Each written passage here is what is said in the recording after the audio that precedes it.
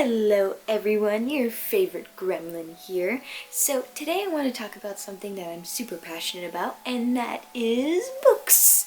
And not just any book. Hey, no, don't leave just yet. This is also a review on the new show on Netflix that you might want to binge in your living room, so hang tight.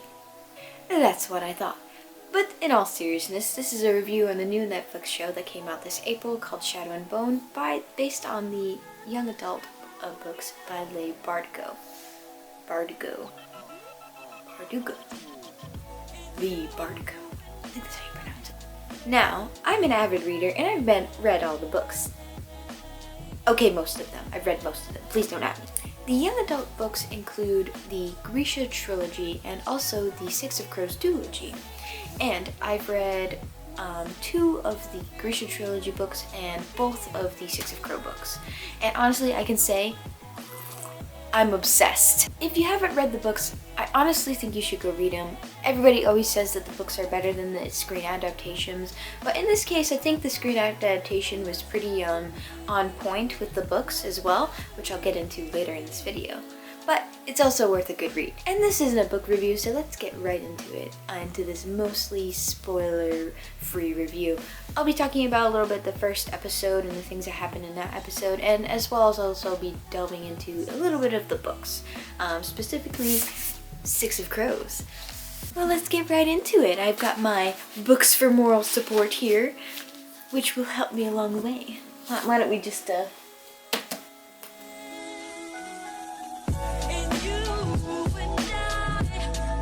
I was really surprised and happy when I found out that this series was getting a screen adaptation. I just happened to be scrolling Instagram one day and saw that it was, getting its own Netflix show.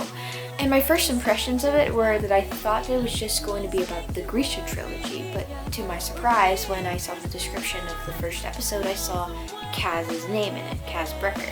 And he, if you don't know, is the one of the protagonists in Six of Crows series. Now, that confused me a little bit because I wasn't sure how they're going to tie the 2 stories together. If you haven't read the books chronologically, Six of Crows is technically kind of like a spin-off that happens after the events of the Grisha trilogy. It's still really good, and the characters and their priorities are very different. So I was really curious to see how they were going to try and merge the 2 together. Now, if you aren't familiar with the 2 books, I will give you a quick summary of them. First is the Grisha trilogy that takes place in a country called Raza, and the main character is Elena Starkov. She is in the First Army in a country that is being ravaged by a civil war. She also has her best friend Mal there, who she grew up with. Now, in this country, or in this universe I should say, there are certain people who have control over abilities, almost like magic in a way, but they call it mostly a small science, because it's manipulating things that are already there. So you have the 3 branches. Let's say the people who, there's certain names for it as well, I'll put them up here, but they're the people who can control the body and they're healers, and they can also use it for fighting. There are people who can control elements such as fire and wind and water, and then there are the other people who can also control and manipulate metals and objects, which is really cool. And these people are called the Grisha, hence Grisha trilogy. Now, Alina is in the army, and one day she finds out that she actually has the ability to create or summon sunlight. She's a Grisha. She's never known this because she never took the test when she was younger. So Alina gets whisked off away to learn about her powers and go on an adventure, and shenanigans ensue. Next is Six of Crows, which takes place in the same world and also the same universe, but in another country called Kerch, in a city called Caterndam. In these 2 books, we have 6 main characters, hence the name Six of Crows, and they are all criminals. Now, the main one who I'll be talking about in this video too, and the differences between the show and the books, is Kaz Brekker, who is this genius, planner, mastermind, magician, lockpick guy. And one day he gets kidnapped by, this council member's goons, and he's offered the job of a lifetime, the heist of a century, for an amount of money that's so ridiculous you cannot refuse. So he puts together a team, some of the best criminals that he knows of, with specific talents. So the team sets off to accomplish this impossible heist, which involves a dangerous drug that affects Grisha, violence, revenge, and even wonderful scheming. I think you can tell which one I like more. And to my surprise, the TV series takes these kind of two different storylines and tries to mash them together. Now, like I said before, I was a little skeptical at first of how they were going to pull this off. I mean, I'm all for these two storylines coming together. I mean, I was so happy to see my favorite characters being portrayed on the big screen, but my main concern was, how are you going to match and connect these characters when they have totally different priorities? Now, when I was watching the first episode, I was very captivated by the storyline with Elena and Mal. I feel like they were very fleshed out characters, and we got a little bit of their backstory. We got to really spend some time with them. Clearly the writers meant for them to be the focus of the story. But then there's also the side plot with the crows. Now, when it came to the side plot with the Six of Crows characters, it kind of felt off to me. I was so enthralled to see the opening of these characters being fleshed out. Jesper takes out his gun and he shoots a Zamani coin at a gambling table to see that it's actually counterfeit and fake. He's a sharpshooter and he also has a gambling addiction. Then we get introduced to Kaz, who I was so excited for because his intro in the book is so, it's unforgettable. Honestly, it's one of my favorite introductions of a character. And when they first introduced Kaz, I was a little confused. To me, it felt like they were toning him down a lot. And his ruthlessness. And I guess they didn't really want to portray the full extent of his ruthlessness. Now, a little bit about Kaz's character that we see in the book is that he is a mastermind at planning. He is always portrayed as being one step ahead, and even if he doesn't have a plan, he never shows it. He only does things if there's a price involved. Nothing is involving feelings. Well, you gotta read the book. He's a master at lockpicking, banter, illusion. Think one of the magicians from Now You See Me, but a little more dark. From the moment we read about Kaz in the book, we know how ruthless he is. We have a reason to fear this 17-year-old who earned the name Dirty Hands and was also called the Bastard of the Barrel. But sadly, we don't really see any of this portrayed in the show. Now, I know you can't have characters that overshadow the ones that you want in the spotlight, but if you look at the works of Game of Thrones, there are so many diverse characters that definitely are fleshed out and have their own spotlights and such. And that was also based on a book series. I don't feel like it's the actor that is portraying him. I feel like it's the writing. They got the other characters pretty spot on. If you look at Inej in the book, she's always calling out Kaz on his ruthlessness, and Kaz is always snapping back at her, and she kind of just, saunters away, like the wraith she is. And they are portrayed pretty accurately in the show, but I don't feel like Kaz quite fits into this narrative. I think the reason behind this is that they're trying to tone him back a little bit, but I feel like he can still be the little devious devil I know he is, while also doing good things, because there is always a price for Kaz. He's a very calculated and maniacal little character, and I just think he's amazing. He isn't without his flaws, though.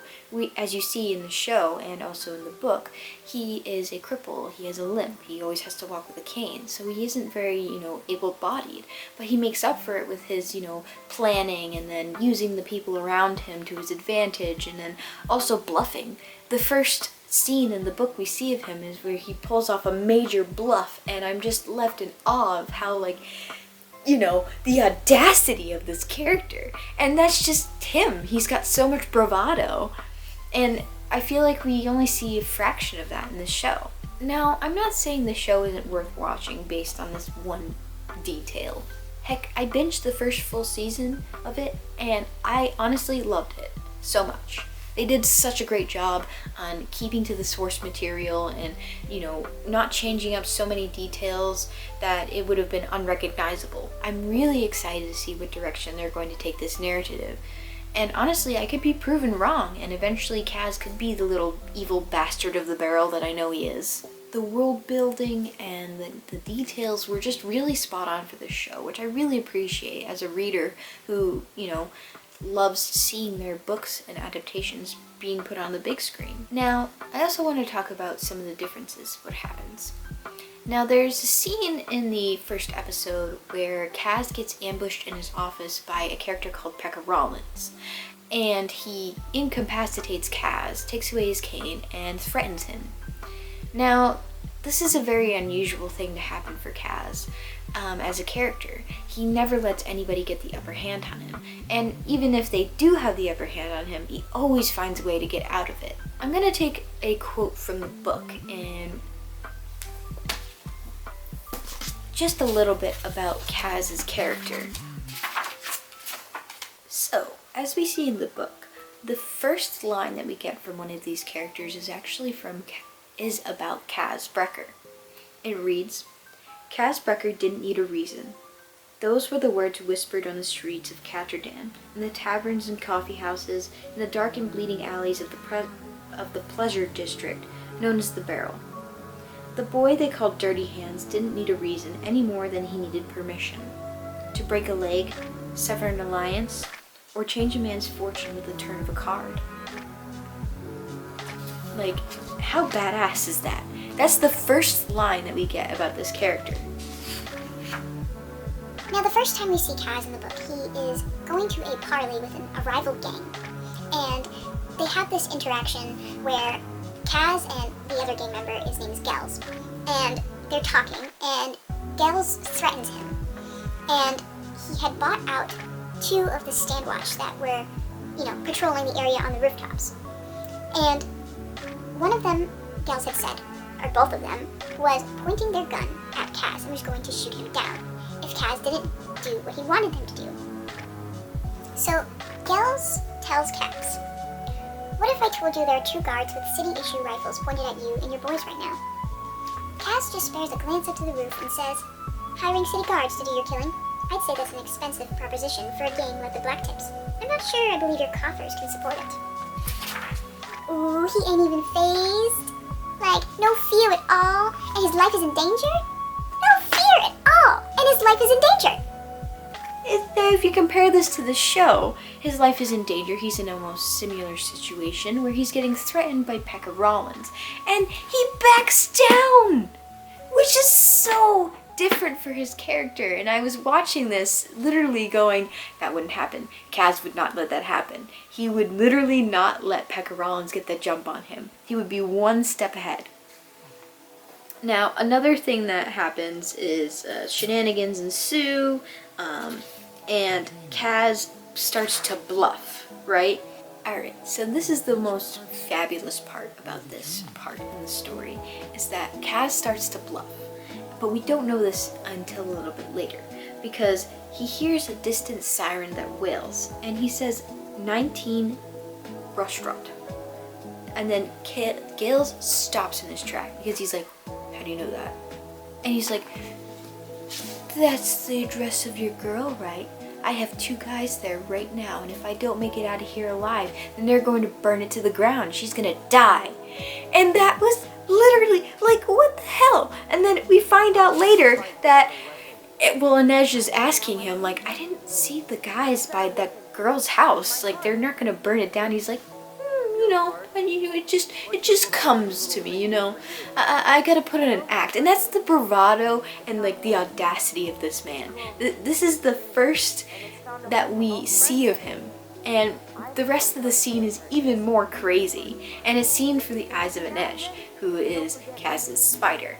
And I cannot tell you how in love I am with these characters and how much I've connected with their story. And it's so it may be really ruthless and violence, but at the same time it's like, how did he do that? Like, how does he have so much confidence in himself to be able to do all this stuff and not be fazed in the face of such danger?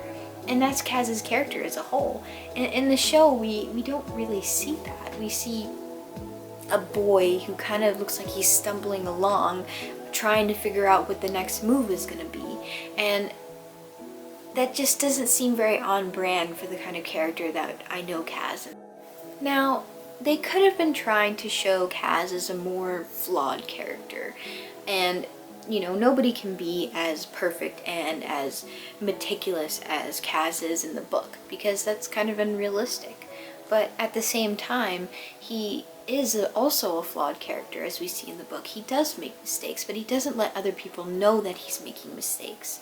Like, in the first half of the book, something happens which was very unexpected, and they have to fight their way out of it. Same thing happens near the end of the book as well, because their plan isn't flawless, but they always manage to get out and away through scheming and just relying on each other. And that is kind of how it's portrayed in the show as well. We see the scheming side, we see him not really telling the others what's going on in his head, and we also see someone who is very, you know, monotone and not willing to banter or be fun, basically. And he isn't necessarily that way in the book either, but the appeal of his character is that he is so mastermind-y and like devilish, and he even gets called a demon by one of the characters because of how evil he is. He is depraved, he is a cripple, and he is still a badass. Now, not comparing the two stories, let's look at it from more of like a critical standpoint of just the show.